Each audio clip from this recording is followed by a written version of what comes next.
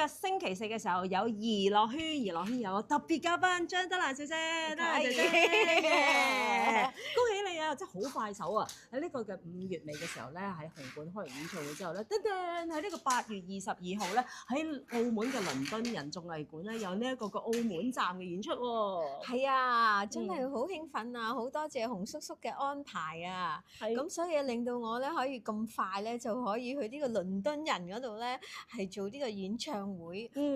真係我都好想去嗰度嘅，因為係嘛，人哋個個都話嗰度好靚，好靚，啲聲又靚啊咁樣啦。所以一定要去感受一下。同埋咧，即係今次咧，聽聞説咧，啲歌迷咧，即係好有福氣，因為即係除咗紅館睇完之後咧，今次演唱會歌單啦、舞蹈啦、衫咧都唔一樣啊。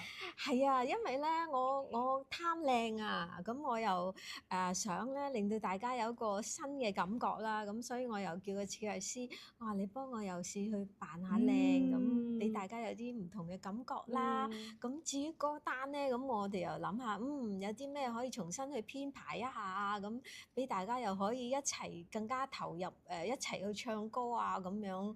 係要大合唱佢哋啊！係啊，因為上一次好多朋友都話好想同我一齊唱，咁所以我哋今次就諗下，有啲咩歌可以同大家一齊唱，係嘛？因為咧，即係大家見到咧，而家呢個咁靚嘅背景啦，但係見到我哋啲光又好靚咧。其實我哋咧應該有演唱會有監製嘅楊小紅，即係楊監製啊，即係幫我哋咧，即係打緊燈啊！係啊，唔好意思啊，重金禮聘都唔到㗎嗰啲係。但係咧，咁你有冇同佢即係度下究竟？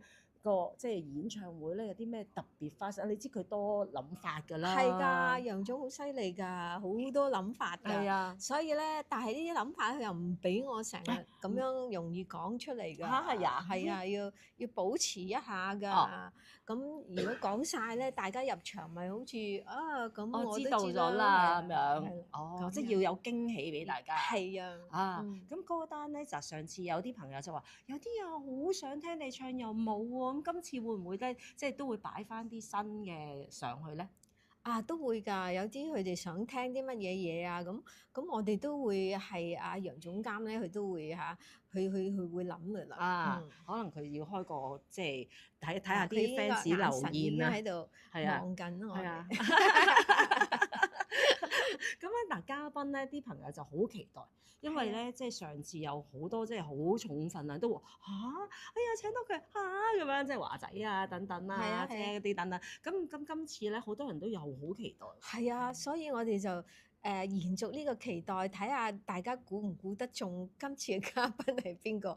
阿洪叔叔又揾咗啲乜嘢嘉賓俾我？即係佢好多 friend 去開個電話，係啊，好犀利㗎！哇，喺碌出嚟喎！係啊，所以要睇下洪叔叔啊。係啊，咁但係嗱，即係上次家興就熟咗有呢一個嘅紅館嘅經驗啦。咁今次即係喺呢個澳門再唱差唔多成2個幾鐘頭都係自己嘅歌啦。咁樣你有冇啲咩即係練氣啊，或者係補身啊嗰啲？今次都會做咧？我就中意每一個演唱會我都好努力㗎啦。之前我有好多準備功夫㗎，咁要不斷去練歌啦、背歌啦、背歌詞啦、練舞啦，對住個鏡睇下自己邊個姿勢靚啲啦，咁樣。真係㗎？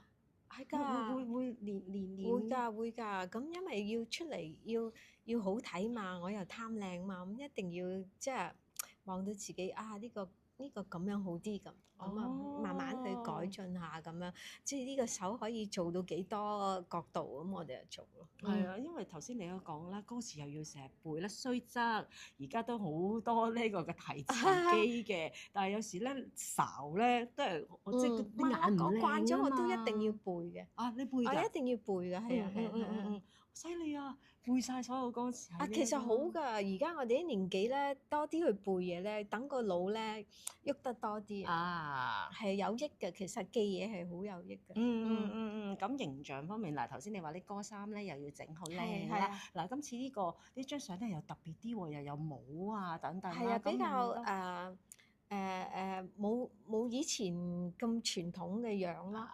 其實我個人咧都好中意嘗試一啲唔同嘅嘢㗎。咁就無論係影相啊、服裝啊，我都中意去嘗試啦，因為我想即係其實係中意玩，即係係因為最緊玩多啲要呢樣嘢係啦。咁所以就次次我都會諗啊，我咩樣咧？咁即係好似我有時覺得咧，雖然我係唱歌，但係一影相要個造型嗰啲咧，我又覺得我好似係一個演員咁樣咯。咁所以又幾得意，同埋而家嗰個媒體咧，俾到我哋好多嘅信息嘛。咁我有時候喺度睇下，原來佢哋又可以咁樣喎。譬如擺個 pose 又可以咁樣，咁我都要向佢哋學習。都啱喎，即係又可能學啲新嘅嘢，又擺啲新嘅元素喺自己嘅演出當中都幾好喎。都要不斷學習。唔怪之成日你嘅演唱會係咁好睇啦，因為有新嘢啊嘛，係咪先？係不斷要諗㗎。頭先你係話中意用玩嘅形式去做啦。嗱，今次咧就係澳門啦，咁好多地方可以玩下啦。係啊，咁你又可以食嘢啦。我好為食㗎嘛。你又話要食豬扒包啦。係啊，豬扒包啦、葡撻啦、葡萄牙嘅菜式啦。哇！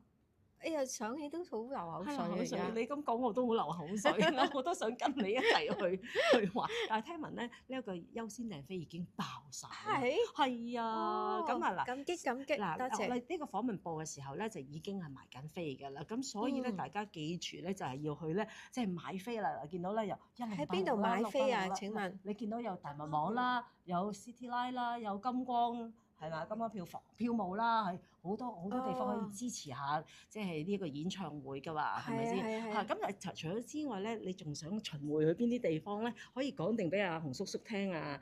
主辦單位睇下，等佢將你將你賣出去，邊度好玩啊？好多嘢食嘅咁我咪聽佢講係咪？